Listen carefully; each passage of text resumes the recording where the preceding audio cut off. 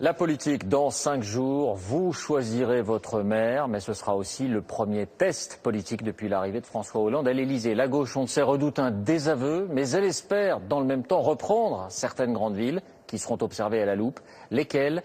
Lilia Melconian, Pierre Lebeau, avec notre bureau à Marseille.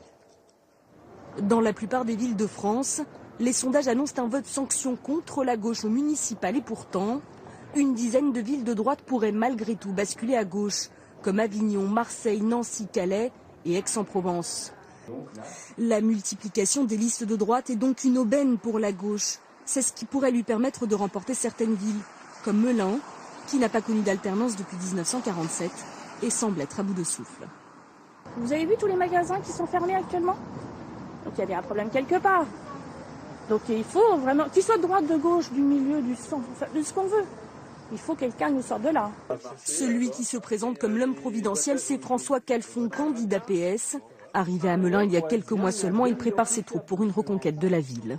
Et Franck, Franck, vous allez partir, ça fait donc 2 binômes, et là on part faire du boitage à l'allemand.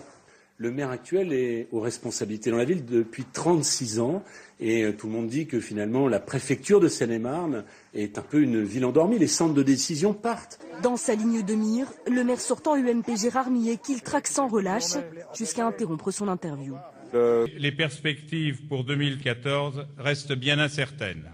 Monsieur Vogel va-t-il bien? Très bien. Monsieur le maire, vous allez bien? Je veux bien. Faites pas un peu preuve de courtoisie? Ah mais avec plaisir, voilà. Je vais vous saluer, je croyais que c'était de la courtoisie. De la provocation qu'il espère payante.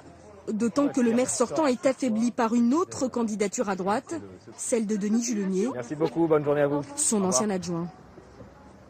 Et vous voyez sur ces tableaux les autres candidats aux mairies d'Aix-en-Provence d'abord. Ils sont 9 et de Melun où l'on compte 5 autres prétendants. Avant de refermer ce journal, un salut amical à Cathy Soie, script des journaux, du Tour de France, des grandes éditions spéciales de la chaîne. Elle nous quitte pour une retraite bien méritée. Toute la rédaction se joint à moi pour lui souhaiter, pour te souhaiter beaucoup de bonheur dans cette nouvelle vie. À demain.